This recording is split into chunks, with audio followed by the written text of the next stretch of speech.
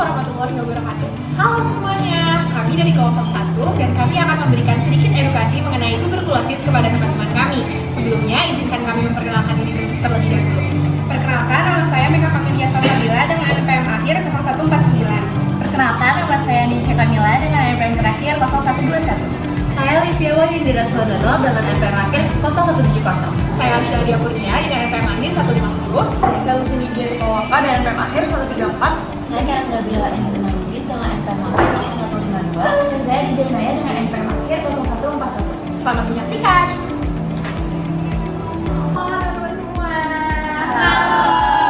Oke, kenalin aku Sheila. Jadi sekarang aku mau ngobrol-ngobrol sedikit nih sama teman-teman. Sebelumnya aku nanya nih, kira-kira teman-teman atau orang-orang di sekitar teman-teman pernah nggak sih ngalamin batuk yang nggak berhenti-berhenti? Pernah. Mungkin itu dikira cuma batuk biasa kali ya. Cuma sebenarnya suatu batuk yang tidak berhenti-berhenti itu bisa jadi suatu gejala dari penyakit yang namanya tuberkulosis. Kalian tahu nggak tuberkulosis? Oke, aku jelasin.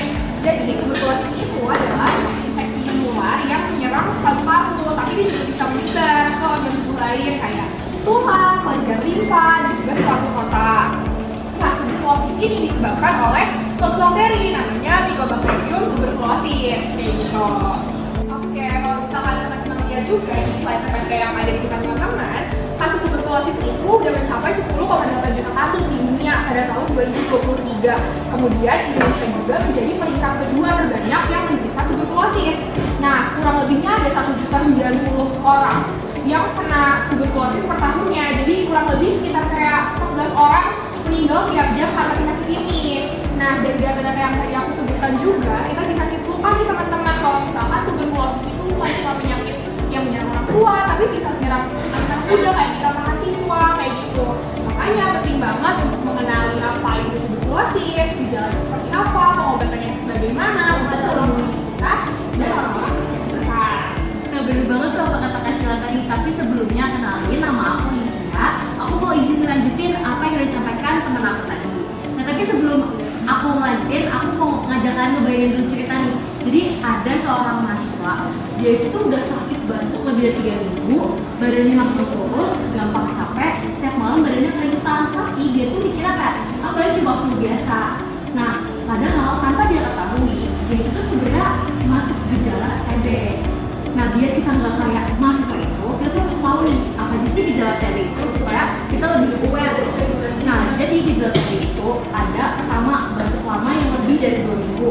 Terus dia juga bisa muncul batuk berdarah, berat badan makin turun, keringat setiap malam, demam lama yang hilang timbul, dan tubuh tuh terasa gampang lemas dan juga cepat capek.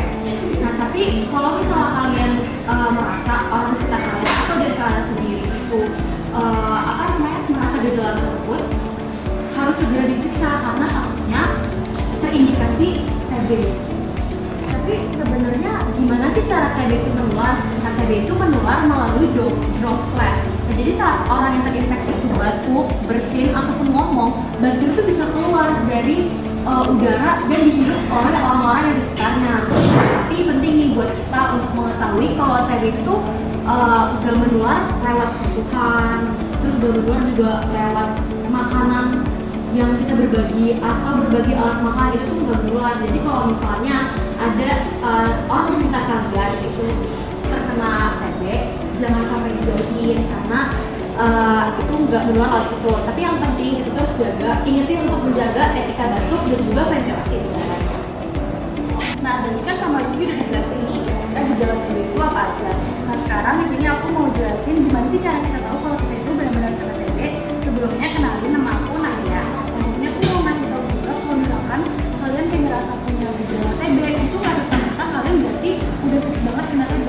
Ada langkah-langkah yang bisa kita lakuin buat mendiagnosis apakah diri kita itu benar-benar seorang penderita TB atau enggak. Yang pertama tentunya dengan mengecek gejala khas TB yang kita alami seperti yang tadi udah dijelaskan oleh Livia. Nah, kemudian setelah itu kita harus melakukan pemeriksaan bakteriologis seperti pemeriksaan siangan dan juga identifikasi bakteri TB itu sendiri, seperti dengan mikroskop BPA ataupun metode tes cepat molekuler atau TCM. Nah, dua metode ini dua-duanya itu bisa dilakukan. Cuma untuk TCM itu dia nggak tersedia di semua tempat, sehingga kalau misalkan kita tidak mendapatkan akses untuk melakukan TCM, kita bisa melakukannya dengan mikroskop BPA. Nah, nanti dari hasil radiologi tersebut itu kita akan mendapatkan pengobatan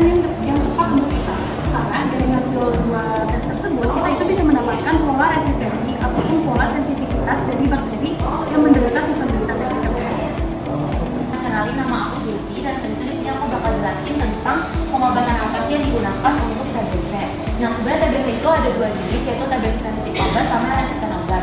Tapi kali ini aku bakal jelasin tentang TBC yang sensitif obat. Jadi dibagi dalam dua fase, yaitu ada fase intensif sama fase lanjutan. Untuk yang fase intensif itu ada 4 jenis obat, yaitu ada rifampicin, isoniazid, ethambutol, sama pirazinamid. Dan dosisnya itu beda-beda tergantung sama jenis berat badan kalian. Kalau misalnya berat badan kalian itu bisa 38 sampai 45 kg, berarti minumnya itu 3 tablet RHZE per hari. Terus kalau misalnya setelah 2 bulan itu kalian udah selesai, kalian melanjutkan ke pengobatan yang fase lanjutan, yaitu selama 4 bulan. Jadi di fase ini kalau ada 2 jenis obat doang, yaitu rifampicin sama isoniazid, dan dosisnya itu juga tergantung sama berat badan kalian. Aku izin next lanjutin penjelasan dari Gaby tadi. Sebenarnya kenalin nama aku Lucy. Jadi di sini aku bakal menjelaskan tentang efek samping utama dari obat-obat. Jadi pertama antituberkulosis, yang mana tadi ada pirazinamid, rifampicin, isoniazid, dan ethambutol. Nah, keempat obat itu sebenarnya sangat penting dalam terapi tuberkulosis, tapi ada profil efek sampingnya yang mana kita harus tahu, apalagi terutama untuk penderita TBC sendiri. Nah, yang pertama dari rifampicin, pasti ada aja kemungkinan dari pasien itu untuk datang mengeluhkan terkait misalkan urinnya merah atau mual ringan, terus ada nggak enak, itu masih normal. Tapi kalau muncul kayak mata atau kulit warna kuning, muka parah, nggak bisa makan, demam seperti itu berulang, itu baru harus cek ke fasilitas kesehatan karena itu merupakan tanda dari gangguan hati. Nah, yang kedua ada isoniazid. Misalkan pasien itu datang dengan mengeluhkan terkait kok di jari-jari di ujung jarinya kayak malatis metan, nah itu bisa terjadi karena pengaruh dari isoniazid. Nah, kalau kayak gitu solusinya bisa dikasih vitamin B6. Nah, yang ketiga ada obat pirazinamid. Ini terkait dua hal penting, yaitu dari sendi dan hati. Banyak pasien akan mengeluhkan terkait lutut atau pergelangan yang sakit. Nah, ini tuh dikarenakan kadar asam folat meningkat. Jadi efek samping dari si pirazinamid itu. Tapi kalau misalkan muncul kayak demam, hilang nafsu makan yang berat, mata atau perut kuning, itu tanda hepatotoksitas. Nah, ini wajib cek dan tanya ke dokter. Habisnya keempat ada ethambutol. Ini terkait dengan penglihatan atau mata. Jadi misalkan bisa aja pasien datang mengeluhkan terkait hal itu. Nah, tanda-tandanya kayak pandangan buram, susah lihat warna merah dan hijau ketika tengah pandangan. Nah, kalau muncul gejala seperti ini, stop minum obat tuh kalau misalkan setelah peringatan dari dokter. Pokoknya jangan sampai dengan efek samping yang terjadi sama mereka tuh langsung memberhentikan obat-obat itu. Kenapa? Karena kalau misalkan obat TB dihentikan tanpa pengawasan, resikonya tuh malah bakterinya jadi kebal dan akan susah diobati. Gitu. Tuberkulosis pada anak-anak, karena anak-anak ini juga termasuk yang rentan terkena penyakit tuberkulosis ini. Sebenarnya perkenalkan langsung mereka. Nah, jadi tuberkulosis pada anak-anak ini biasanya tuh bisa tertular dari orang dewasa yang terkena tuberkulosis terus melalui batuk atau bersinnya. Selanjutnya juga kalau misalkan daya tahan tubuhnya lemah, itu juga bisa beresiko tinggi untuk terkena tuberkulosis ini.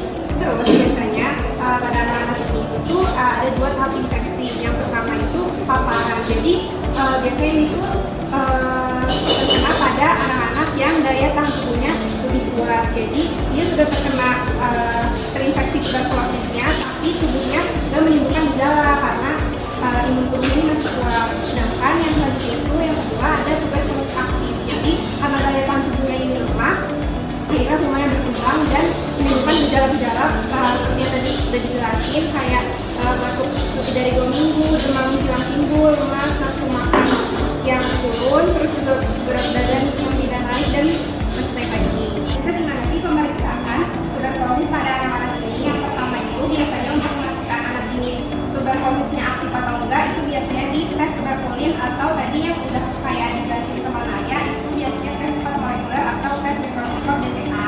Selanjutnya biasanya pemeriksaan darah atau kultur darah buat mendeteksi kuman ini. Terus juga biasanya itu ditambah pemeriksaan penunjang, biasanya seperti foto ronsen atau tes darah. Terus pengobatannya biasanya itu yang tuberkulosis pada anak-anak itu diresepsinya obatnya berupa sirup atau pudra. Yang biasanya kalau misalnya untuk penyakit tergejala itu isoniazid selama 9 bulan, terus tiap hari. Terus juga kalau misalnya tuberkulosisnya udah aktif itu, seperti yang tadi udah dijelasin sama Gaby, itu biasanya 2 bulan ada pengobatan 3 obatnya isoniazid, rifampicin sama pirazinamid. Terus dilanjut sama pengobatan 4 bulan jalan 2 obat, yaitu isoniazid sama rifampicin. Nah, terus biasanya tadi kan udah disebutin tuh ada ethambutol buat obat dari tuberkulosis ini, tapi buat anak-anak